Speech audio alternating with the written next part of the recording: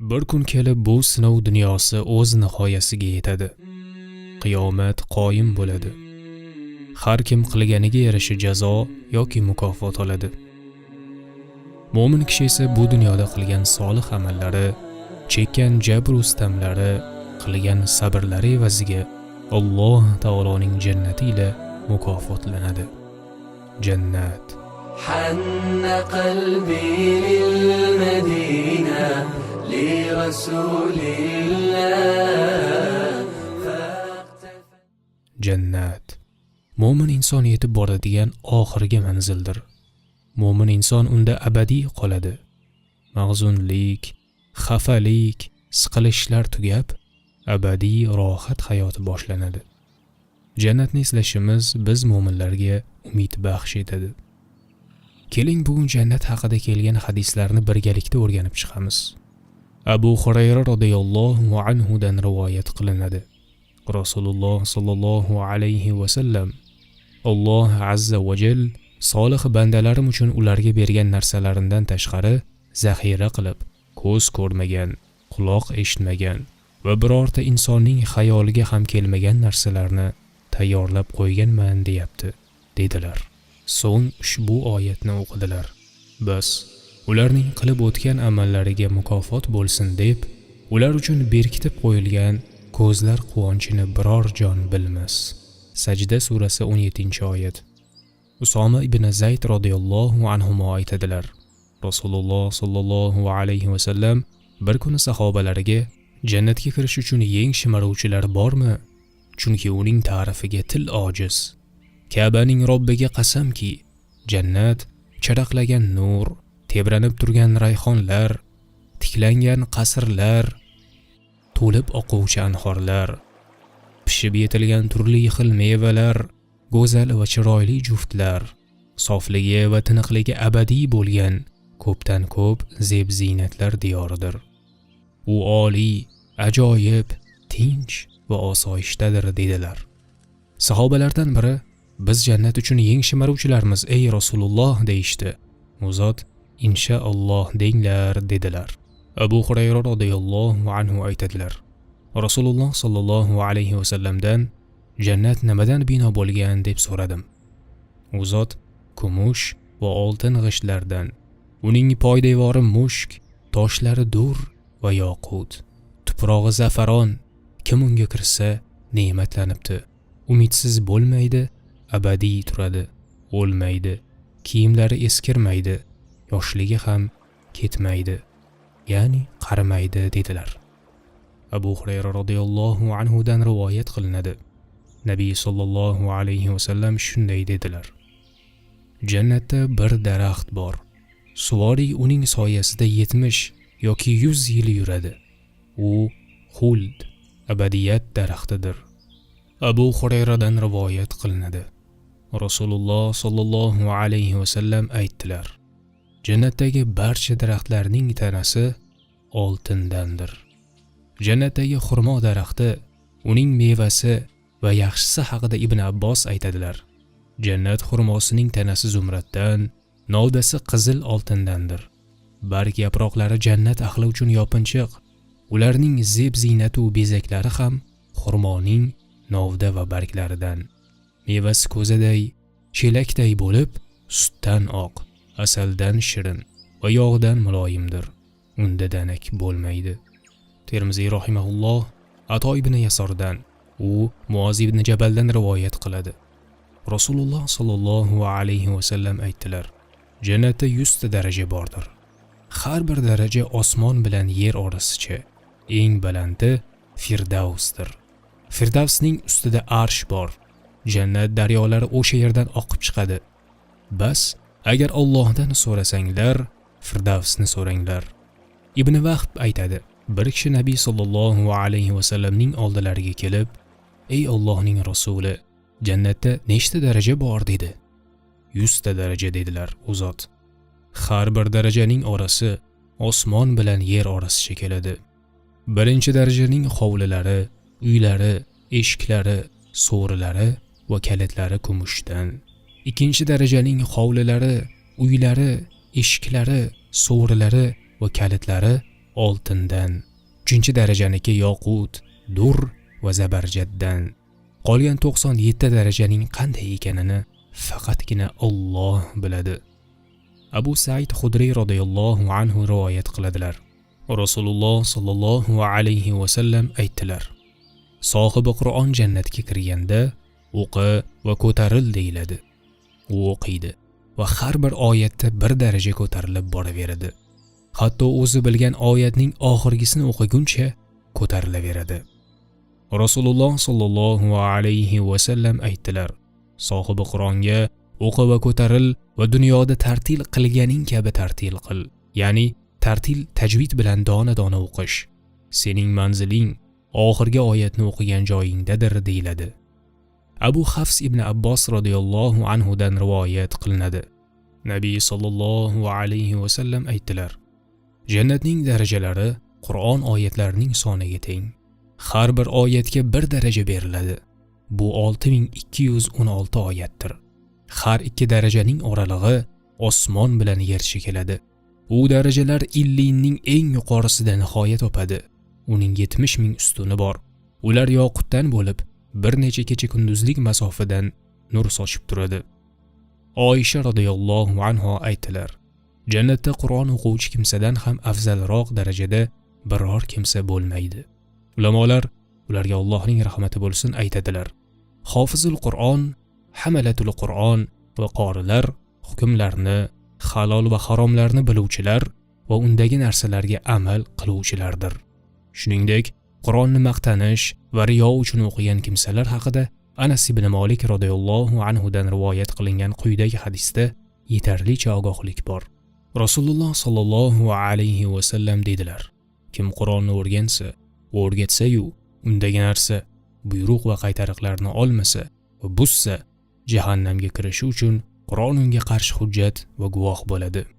Kim Qur'onni ta'lim olsa va ta'lim bersa, hamda undagi narsalarni olsa, jannatga kirishi uchun Qur'on uning foydasiga hujjat va guvoh bo'ladi. Sahihul Buxoriyda kelgan hadisda Qur'on o'quvchi va unga amal qiluvchi mu'minning misoli utrujja, ya'ni apelsin kabi. Uning ta'mi ham, hidi ham shirin. Qur'on o'qimaydigan mu'minning misoli xurmo kabi. Uning ta'mi shirin, lekin hidi yo'q. Qur'on o'qiydigan fojirning misoli rayhon kabidir. Uning mazasi achchiq, biroq hidi shirin. O'zi fojir, buning ustiga Qur'on o'qimaydigan kishining misoli qalampir kabi. Uning hidi ham yo'q, mazasi ham achchiq deyiladi. Xullas ma'lum bo'lyaptiki, jannatda 100 ta daraja bor. Uni Alloh o'zining yo'lida yuruvchilarga tayyorlab qo'ygan. Qur'on o'qish esa jami darajalarni hosil qiladi. Alloh taolo marhamati ila bizlarni ixlosli qilsin. Said ibn Musayyabga bir kuni Abu Hurayra Allohdan sen bilan meni jannat bozorida jamlashini so'rayman dedilar. Said jannatda bozor bormi deb so'radi. Abu Hurayra radhiyallohu anhu ha deb ushbularni aytib berdilar. Farishtalar o'rab turgan bozorga kelasan. Unda ko'z ko'rmagan, quloq eshitmagan, xayolga kelmagan narsalar bor. Xohlaganimiz beriladi, sotilmaydi ham, sotib olinmaydi ham. Va mana shu bozorda jannat ahllari bir-birlariga yo'liqadilar. Yuqori manzil egalari quyiroqdagilari bilan uchrashadilar. Vaholanki u yerda past darajaning o'zi yo'q. Uning ustidagi kiyimiga quyiroqdagining havasi keladi. U ham gapini tugatmasdanoq undan chiroylirog'i unda gavdalanadi. Chunki jannatda biror kimsada xafalik bo'lmaydi. Bu hadisni Abu Hurayradan mukammal tarzda Ibn Moja ham keltirgan. Unda bunday deyiladi: Menga Rasululloh sallallohu alayhi va sallam xabar berdilar. Jannat ahli jannatga kirsa, amallariga ko'ra manzil darajalarini egallaydi. Ularga dunyodagi juma kuni miqdoricha muhlat beriladi. Bas ular Allohni ko'radi. Alloh ularga arshni va jannatning bir bog'ida jamolini ko'rsatadi. Ular uchun nurdan, turdan, yoqutdan, zabarjaddan, oltin va kumushdan bo'lgan minbarlar qo'yiladi. Ularning eng quyi manzildagisi, vaholanki u yerda quyi darajaning o'zi yo'q, mushk va kafurdan bo'lgan tepalikda o'tiradi. Ular minbarlardagi kursi egallarini o'zlaridan afzal deb o'ylamaydilar. Shunda men, ey Allohning rasuli, Robbimizni ko'ramizmi deb so'radim. U zot, ha, havo ochiq kunda quyoshni va to'lin oyni ko'rishga biror narsa sizlarga to'sqinlik qiladimi dedilar. Yo'q deyishdi. Xuddi shuningdek Robbingiz azza va jallani ko'rishda ham to'siq bo'lmaydi. U majlisda Alloh taolo xitob qilmagan biror kimsa qolmaydi. Hatto ularning har biriga "Ey falonchi, mana bunday qilgan kuningni eslay olasanmi?" deb dunyoda qilgan ishlarini eslatadi. U banda "Ey Robbim, u ishimni kechirmaganmiding?" deydi. Alloh taolo "Ha, kechirganman. O'sha mag'firatimning kengligi sababli sen shu manzilda o'tiribsan" deydi. Dedilar Nabiy alayhissalom. Alloh taolo bilan bandalar bir-birlariga mana shunday xitob qilib turishgan chog'da bandalar ustini bulut qoplaydi va xushbo'y yomg'ir yog'adi. Uning bo'yi boshqa biror narsada topilmaydi. So'ng Robbilari ularga "Sizlarga saxiylik bilan tayyorlab qo'ygan narsalarimga to'yinglar va xohlagan narsalaringizni olinglar" deydi. So'ng manzillariga qaytishadi va ularni juftlari kutib olishadi. Ular "Xush keldingiz, marhabo, ketayotganingizda boshqacha edingiz, qaytganingizda jamolingiz va bo'ylaringizdan yana ziyoda bo'libdi" deyishadi. Ular esa "Bugun biz Robbimiz bilan ham suhbat bo'ldik va shu sababli ham biz bunday ko'rinishda qaytishga haqlimiz" deydilar. Ali radhiyallohu anhu dan rivoyat qilinadi. Rasululloh sallallohu alayhi va sallam aytdilar: "Jannatda bir bozor bor. Unda sotish ham, sotib olish ham yo'q. U yerda ayol erkaklarning surat qiyofalari bo'ladi. Kim bir suratga kirishni xohlasa, o'sha qiyofaga kiradi." Anas ibn Malik aytadilar: Rasululloh sallallohu alayhi va sallam dedilar: "Jannat ahli jannat xursandligiga muyassar bo'lgach, tuproqlari mushk bo'lgan mayin durlar ustida yastangan holda o'tiradilar.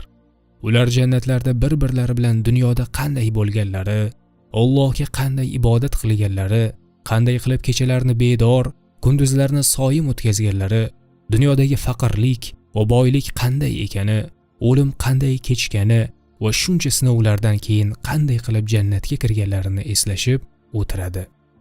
Ali radhiyallohu anhu dan rivoyat qilinadi. Rasululloh sallallohu alayhi va sallam aytdilar: "Albatta jannatda hurlar yig'ilib, ovozlarini baland ko'tarib aytadilar. U ovozga o'xshashni xaloyiq eshitmagan. Biz abadiymiz, halok bo'lmaymiz. Huzur halovatdamiz, mahrum bo'lmaymiz. Rozi bo'luvchimiz, g'azablanmaymiz. U bizniki va biz uniki bo'lgan kimsa naqadar yaxshi" deydilar. Oysha radhiyallohu anha aytadilar: "Qachon hurlar mana shu so'zlarni aytsalar, dunyo ahlidan bo'lgan mu'mina ayollar ularga: Biz namoz o'qiganmiz, sizlar o'qimagansizlar. Biz roza tutganmiz, sizlar tutmagansizlar. Biz tahorat olganmiz, sizlar olmagansizlar. Biz sadaqa berganmiz, sizlar qilmagansizlar" deb javob qaytaradilar. Va oqibatda dunyo ayollari ulardan g'olib keladi. Alloh bilguvchiroq. Muhammad ibn Ka'b Qurazi aytadi: "Allohga qasamki, agar hurlardan biri arshdan o'z bilaguzugini ko'rsatsa, bilaguzugning nuri quyosh va oyning nurini albatta o'chiradi. Shunday ekan, uni taqqan hurning o'zi qanday bo'ldi?" Abu Said va Abu Hurayradan rivoyat qilinadi. Nabiy sallallohu alayhi va sallam aytdilar: "Nido qilguvchi: Albatta sizlar sog' bo'lasiz, hech qachon kasal bo'lmaysiz. Albatta sizlar abadiysiz, hech qachon o'lmaysiz. Albatta sizlar yoshsiz, hech qachon qarimaysiz. Albatta sizlar ne'matdasiz, hech qachon mahrum bo'lmaysiz" deb nido qiladi. Bu haqda Alloh taoloning ushbu so'zi bor: "Ularga qilib o'tgan yaxshi amallaringiz sababli sizlarga meros qilib berilgan jannat mana shudir" deb nido qilinur. A'rof surasi 43-oyat. Rasululloh sallallohu alayhi va sallamdan Kavsar nima deb so'rashdi. Aytdilar: "Alloh taolo jannatda menga bergan daryodir. U sutdan oq, asaldan shirinroq. Unda bo'yinlari tuyaning bo'yniday keladigan qushlar bor." Shunda Umar radhiyallohu anhu: "Shubhasiz bu huzur halovat-ku" dedilar. Rasululloh sallallohu alayhi va sallam: "Uni yeyish huzur" dedilar. Abu Dardodan rivoyat qilinadi. Nabiy sallallohu alayhi va sallam aytdilar: "Jannatda bo'yni tuyaning bo'ynidek keladigan qushlar bor. Egasining, ya'ni Allohning do'sti qo'lida saf tortib turadi va ulardan biri: Ey Allohning do'sti, men arshning ostidagi jannat yaylovlarida boqilganman. Tasnim buloqlaridan ichganman. Meni yegin" deya maqtanadi. Shunda kishining xayoliga ulardan birini yeyish keladi va shu zahoti qush uning oldida turli xil taom bo'lib qoladi. Undan xohlaganicha yeydi. To'yganidan so'ng qushning suyaklari jamlanib, jannatning xohlagan joyida o'tlash uchun yana uchib ketadi. Shunda Umar radhiyallohu anhu: "Ey Nabiyulloh, shubhasiz bu haqiqiy ne'mat" dedilar. U zot taomlari undan ham huzurliroq dedilar. Sulaymon ibn Burayda otasidan rivoyat qiladi. Bir kishi Nabiy sollallohu alayhi va sallamdan jannatda ot bormi deb so'radi. U zot: "Agar Alloh seni jannatga kirgizsa, u yerda qizil yoqutdan bo'lgan ot bor. Qayerga uchib borishni xohlasang, o'sha zahotiyoq muhayyo bo'ladi" dedilar. Yana bir kishi: "Tuyachi, jannatda tuya bormi?" deb so'radi. U zot sherigiga aytgan so'zni aytmadilar, balki: "Agar Alloh seni jannatga kirgizsa, u yerda nafsing nimani xohlasa, ko'zing nimadan shodlansa, shu narsa bo'ladi" dedilar. Abu Mas'ud Ansoriydan rivoyat qilinadi. Bir kishi yuganlangan tuya olib keldi va bu Alloh yo'liga dedi. Shunda Rasululloh sallallohu alayhi va sallam: "Qiyomat kunida buning evaziga senga 700 ta tuya beriladi. Hammasi yuganlangan bo'ladi" dedilar. Ibn Vahb zikr qiladi. Rasululloh sallallohu alayhi va sallam aytdilar: "Jannatda eng quyi manzildagi inson hech qaramaydigan ming-minglab yosh xizmatchilar ichida oltin qanotli, qizil, yoqutdan bo'lgan otga minadi. Agar xohlasangiz, u joyda qachon qarasangiz noz-ne'matlarni va katta mulku davlatni ko'rursiz." Inson surasi 20-oyatini o'qinglar. Ibn Muborak zikr qiladi. Rasululloh sallallohu alayhi va sallam aytdilar: "Albatta jannat ne'matlaridan biri jannat egalari zotdor hayvonlar ustiga minib bir-birlarini ziyorat qilishadir. Yana ularga juma kunida egarlangan, yuganlangan ot beriladi. U ot bavil qilmaydi, axlat chiqarmaydi. Unga minadilar va Alloh xohlagan joyda to'xtaydilar." Abdulloh ibn Mas'ud radhiyallohu anhu dan rivoyat qilinadi. Rasululloh sallallohu alayhi va sallam aytdilar: "Jannatga oxirgi kiradigan va do'zaxdan oxirgi chiqadigan inson shunday kishiki, emaklab keladi. Alloh unga jannatga kir deydi. U jannat to'la-ku deydi. Unga 3 marta aytiladi. U har safar jannat to'la-ku deydi. Shunda Alloh taolo unga senga dunyoning mislicha va yana 10 barobar deydi." Nabiy sallallohu alayhi va sallam aytdilar: "Jannat ahlining eng quyi manzildagisi uchun 7 ta qasr bor. Oltindan, kumushdan, durdan, zumraddan, yoqutdan, ko'zlar idrok qila olmaydigan va arshning rangidagi qasr. Har bir qasrda zebu zinat va hurlar bor. Ularni Alloh azza va jalladan boshqa hech kim bilmaydi." Buni Qitbi Uyunul Akhbar nomli kitobida zikr qilgan. Ibn Umardan rivoyat qilinadi. Rasululloh sallallohu alayhi va sallam: "Jannat ahlining eng quyi darajadagisi bog'lari yu ne'matlari, xizmatchilari yu so'rilariga 1000 yillik masofadan qaraydi. Jannat ahlining Allohga eng mukarrami Alloh taoloning yuziga erta-yu kech nazar soladi" dedilar. So'ng u kunda mu'minlarning yuzlari yashnab, Robbilariga boqib turguvchidir. Qiyomat surasi 22-oyatini o'qidilar. Mujohid aytadi: "Jannat ahlining eng quyi manzildagi kishi o'z mulkini 1000 yilda aylanib chiqadi. Uning chetini oldini ko'rib turgandek ko'radi. Jannatning eng yuqorisidagi kishi Robbisiga erta-yu kech qaraydi." Abu Said Xudriydan rivoyat qilinadi. Rasululloh sallallohu alayhi va sallam aytdilar: "Alloh taolo jannat ahliga: 'Ey ahli jannat' deydi.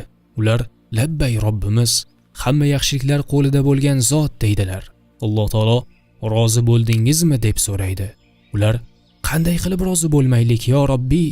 Holbuki bandalaringdan hech kimga bermagan narsangni bizga berding" deydilar. Alloh: "Sizlarga bundan ham afzalrog'ini berayinmi?" deydi.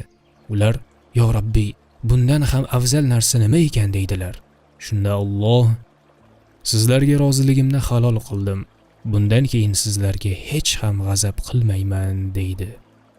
Robbim biz ojiz bandalarni ham jannatiga dohil qilsin. Agar videoni manfaatli deb bilsangiz, uni ko'pchilikka yetib borishiga va ko'pchilik manfaat olishiga o'z hissangizni qo'shish uchun like bosishni, yaqinlaringiz bilan ulashishni hamda izohda fikr qoldirishni iltimos unutmang. Madina Studio TV, ilm ila iymon sari yo'l.